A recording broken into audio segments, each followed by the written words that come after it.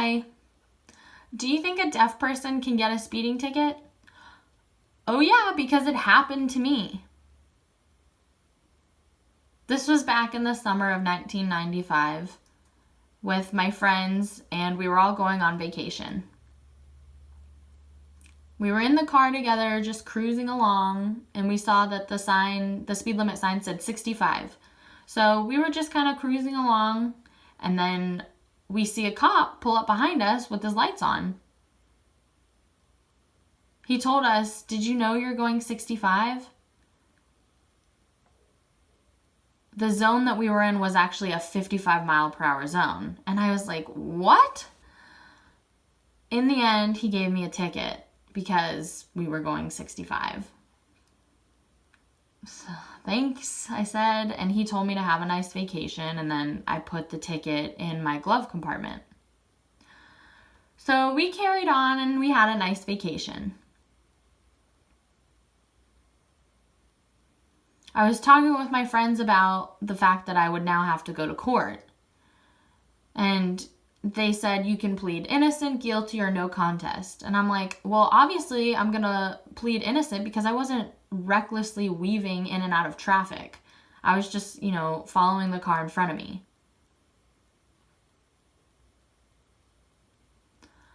So a case and time was scheduled, and I had to go back to court. I had an interpreter, everything was set up.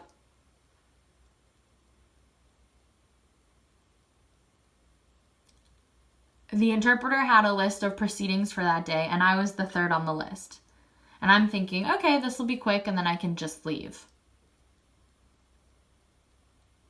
The judge walked in, and they looked nice enough, and so that made me feel good, like maybe I've got a shot at this, of saying I'm innocent and the judge just letting me leave. It was time for the first case, and a woman came in.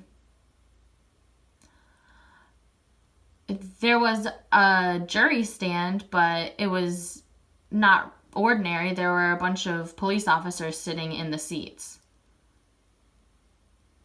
which I found really interesting.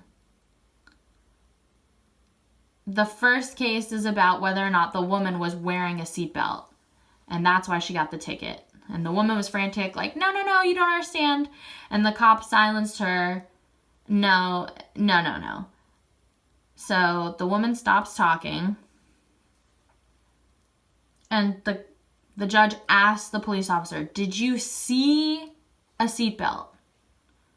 And the police officer said, yeah, I saw a seatbelt. So, okay, that's easy.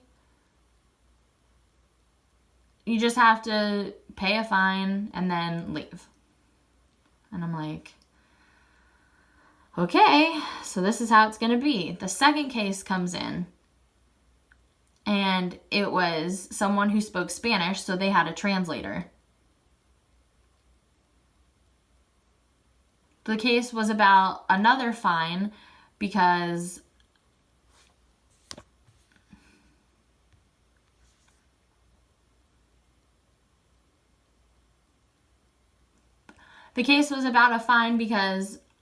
the person was accused of driving drunk. When the cop pulled him over, they weren't really able to communicate effectively, so he got a ticket. He was asked, do you know that you're not driving safely right now? And the guy was like, what? I don't understand. And the cop said, well, if you didn't understand, why didn't you continue speaking Spanish?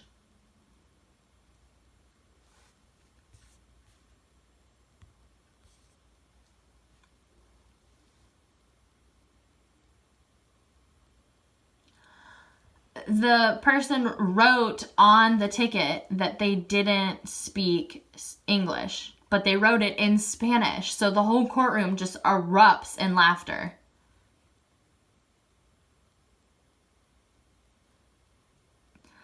So the Spanish translator translated it, then my interpreter translated it, and I'm the last person to laugh, and I'm like, oh, sorry.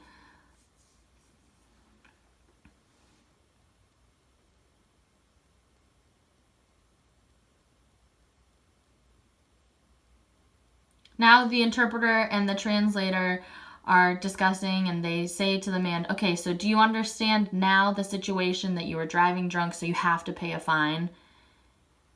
And the man was so mad. He seemed really hurt.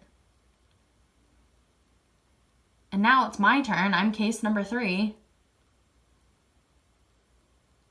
And I think to myself, okay, I'm just going to say that I was following the flow of traffic, right? What else can I do? So I go into the courtroom, and the judge excuses my case.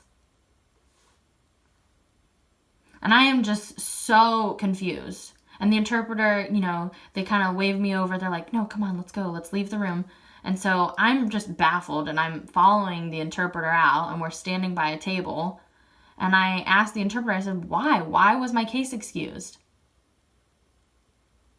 And the interpreter says, because the cop didn't show up. Wow.